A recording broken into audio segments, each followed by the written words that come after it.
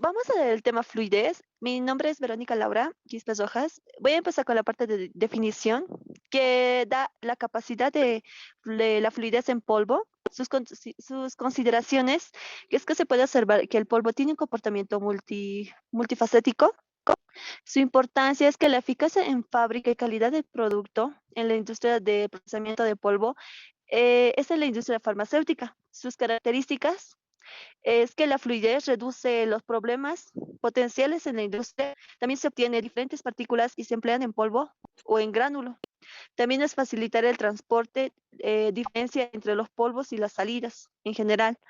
Y por último, varía según el tamaño, forma y textura superficial. En los métodos para la fluidez, está que es práctico, útil, reproducible, sensible, producirlo y resultados significativos. Va a continuar mi compañera. Es- Continuando con el tema, em, yo les voy a hablar sobre el ángulo de reposo, que este es un punto que viene en la determinación de la fluidez. También entre estos tenemos el índice de compresibilidad eh, y la velocidad de flujo a través del orificio y también la celda de corte. ¿Ya? Explicándoles un poco sobre el ángulo de reposo, esto lo definimos como un ángulo tridimensional constante que se adopta un montículo de material con forma de cono.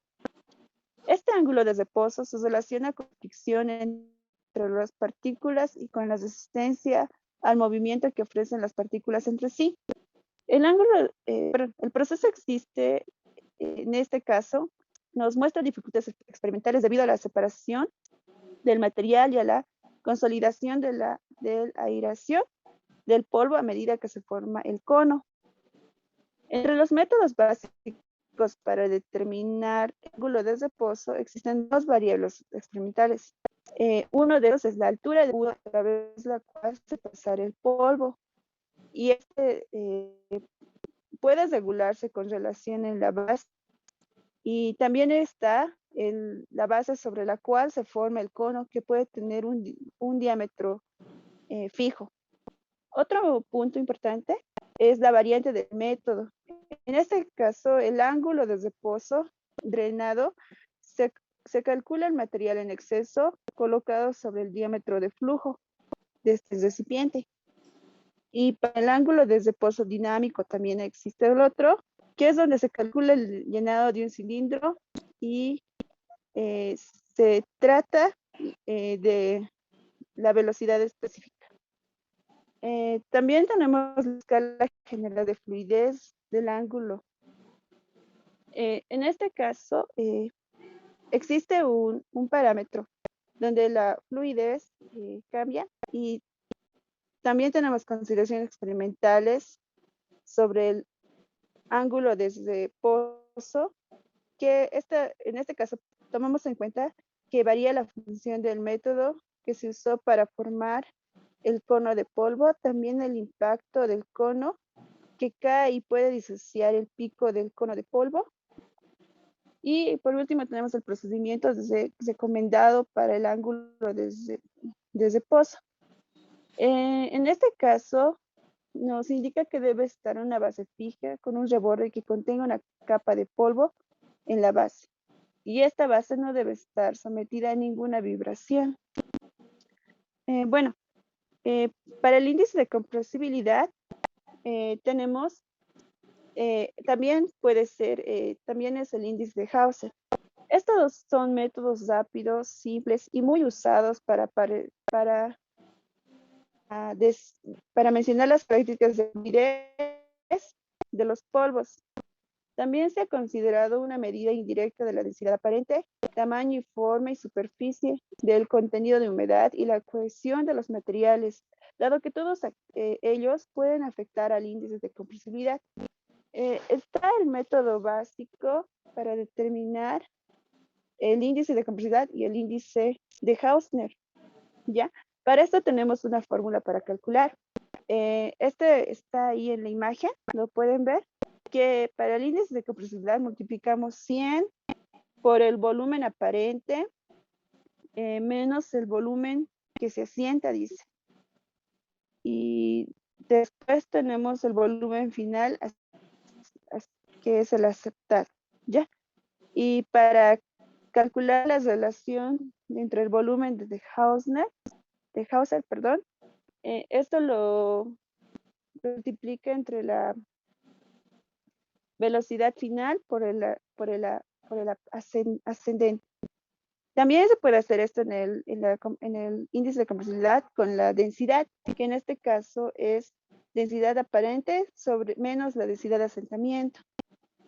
Y con esto, mi compañera concluiría con esa parte. Mi compañera va a continuar con la velocidad de flujo a través del orificio. Ahora hablaremos de la celda de corte y la velocidad de flujo. Como podemos saber aquí, la velocidad de flujo está determinada con el tipo de partícula y esta se va a llegar a determinar, esta se determina según la forma de la partícula y también incluye mucho lo que es el embudo o la probeta que se va a llegar a usar como material. Se mide la velocidad del flujo a través de un orificio, como podemos ver aquí. Existen métodos básicos y tiene 3 variables. La primera variable es el tipo de recipiente, que ya puede ser una probeta, un embudo o talvas. La segunda variable es el tamaño y la forma del orificio.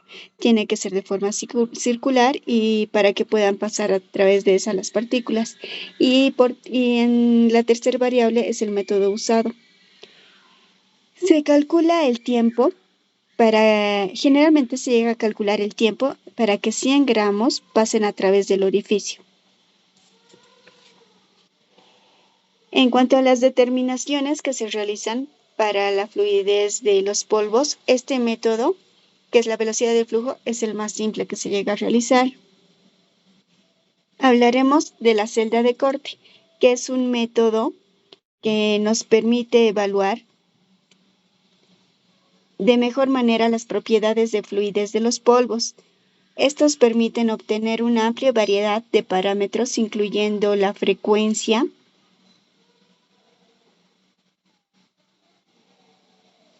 que es la relación entre la tensión de corte y la deformación de corte, el ángulo de fricción interno y la resistencia al flujo ilimitada, la fuerza de tensión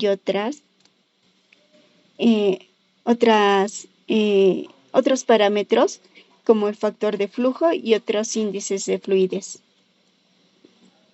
Para esto existen 2 diferentes métodos para la celda de corte, que sería la cilíndrica dividida horizontalmente y la celda de placas. La celda de placas consiste en 2 placas de superficie rugosa y en el medio, en la interfase, se fija